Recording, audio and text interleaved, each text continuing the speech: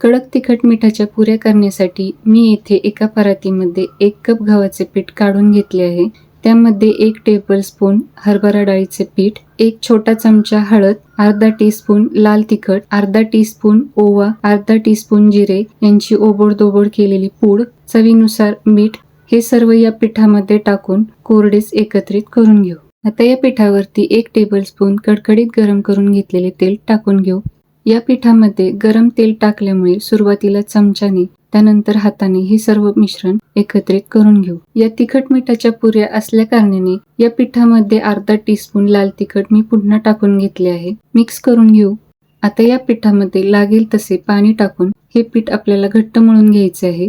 हे अशा प्रकारे मी घट्ट पीठ मळून घेतले आहे आणि ते मळण्यासाठी मला अर्धा कप पाणी लागले आहे. आता या पिठावरती अर्धा चमचा तेल टाकून हे पीठ पुन्हा व्यवस्थित मळून घेऊ.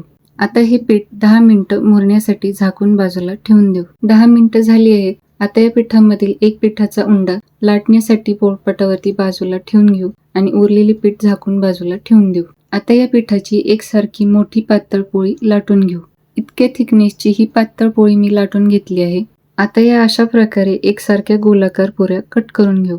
आता या पुऱ्या कोरड्या पडू नयेत म्हणून यावरती एक नॅपकिन टाकून घेऊ. आता या पुऱ्या लो गॅस फ्लेमवरती दोन्ही बाजूनी व्यवस्थित तळून घेऊ. आता या पुऱ्या व्यवस्थित तळून झाल्या आहेत. त्यातील तेल निथळून या एका प्लेटमध्ये काढून घेऊ. येथे कुरकुरीत अशा तिखट मिठाच्या पुऱ्या बनवून तयार आहेत.